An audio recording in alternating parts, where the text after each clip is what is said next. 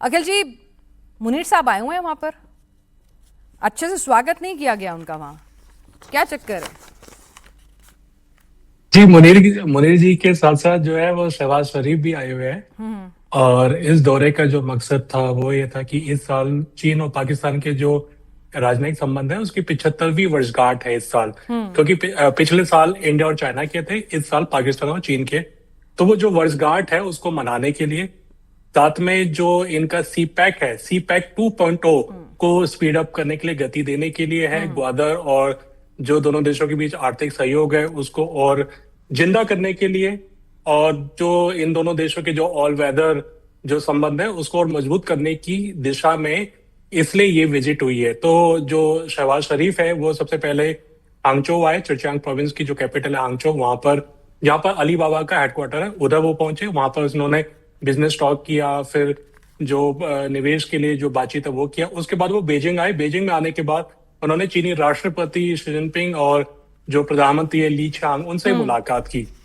देखिए, अब बात आती है कि जब ये निवेश के लिए, आर्थिक उसके लिए बातचीत होनी है तो इसमें मुनीर का आने का क्या मतलब है। तो इसलिए इससे ये अंदाजा लगा सकते हैं कि ये जो आर्थिक टॉक है, जो जो इकोनॉमिक टॉक है, उससे बढ़कर है, ये राजनयिक और कूटनीतिक तरीके से भी देखा जा रहा है, क्योंकि इसमें सीपैक को मजबूत करने की बात की जा रही है।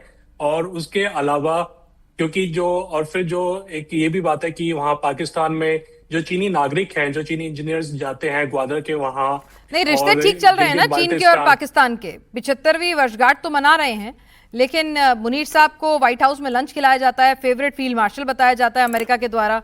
अब भाई, जिसे अमेरिका से मोहब्बत होगी वो चीन उससे कैसे मोहब्बत करेगा? ये भी तो दिक्कत है ना अखिल जी। नहीं, ऐसा नहीं है। देखिए देखिए, चीन को भी पता है कि पाकिस्तान जो है वो चीन को छोड़कर नहीं जाएगा, और क्योंकि वो बंधा हुआ है चाइना पाकिस्तान, क्योंकि उसमें एक इंडिया का एंगल भी है, तो इसलिए चाइना को अच्छे से पता है कि ये लोग नहीं जाने वाले, इनसे दूर नहीं होंगे, ये अमेरिका की गोद में पूरी तरह से नहीं बैठेंगे। ठीक है, कुछ समय के लिए जरूरत के हिसाब से वो है, सबके अपने अपने इंटरेस्ट होते हैं, इतनी ढील देनी, इतना स्पेस तो दिया जाना चाहिए, वरना ठीक है। फिर एक घुटन महसूस हो जाएगी। तो लेकिन चीन को पता है कि पाकिस्तान जो है वो उन्हीं के ही साथ है, और उसके बाद ग्वादर पाकिस्तान की इम्पोर्टेंट है। सबसे बढ़िया और खूबसूरती है वो सबके साथ होता है। हमारे यहाँ तो नारा है सबका साथ सबका विकास, लेकिन वो सबके साथ होता है। वो चीन के साथ भी होता है, अमेरिका के साथ भी होता है, वो ईरान के साथ भी होता है, वो मतलब सऊदी के साथ भी होता है। मतलब गजब का साथ है उसका, है ना? वो किसी के साथ नहीं होता। मतलब ठीक है, ठीक है अखिल जी, आपके पास आऊंगी। रिजवी साहब भी हमारे साथ जुड़े हुए हैं। रिजवी साहब जी, प्रमित साहब आपके पास भी आती हूँ। रिजवी साहब, प्रमित साहब ने कहा था अभी कि दिक्कत यह है कि ईरान की अंदर ना एकजुटता नहीं है, आईआरजीसी चाहता ही नहीं है शांति हो। आईआरजीसी में भी दो फाड़ हो चुकी हैं। आपकी जो लीडरशिप है वो चाहती है शांति हो, तो दिक्कत आपके घर में हो गई है। अब शांति तो चाहिए आपको, बहुत नुकसान हो गया आपका।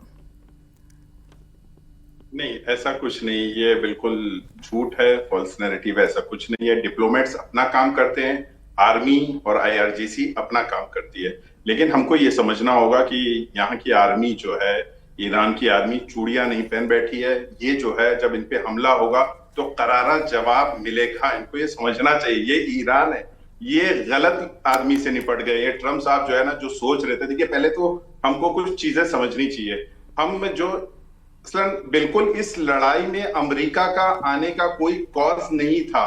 ये जो इसराइल फर्स्ट के कॉज पे आए हैं, इनका जो असली मुद्दा था वो इसराइल फर्स्ट, इन्होंने जिस तरह से पूरी लड़ाई में दिखाया है, ये अमेरिका का कोई मुद्दा ही नहीं था। ये न्यूक्लियर कोई मुद्दा नहीं था। न्यूक्लियर पे तो ऑलरेडी बात हो रही थी, 2015 में बात हो चुकी थी, साइन हो चुके था। लेकिन उसके बाद अगर आपको, जब आपने ट्रम्प साहब आए और फाड़ा उन्होंने ये डील को, तभी हमला कर देते, तभी अटैक कर देते। ये 10 साल 8 साल गुजरना ये बताता है, ये दर्शाता है कि यहाँ पे अमेरिका की कोई लड़ाई नहीं थी। यहाँ पे जो फैक्ट है, जो फैक्टर है जिसको कहा जाए, वो इसराइल फैक्टर है। और इस वक्त जो है ये लड़ाई इसराइल को बहुत पसंद आ रही है। वो चाह रहा है कि बहरहाल हमारे साथ जो है अमेरिका इस वक्त अच्छे से साथ में है।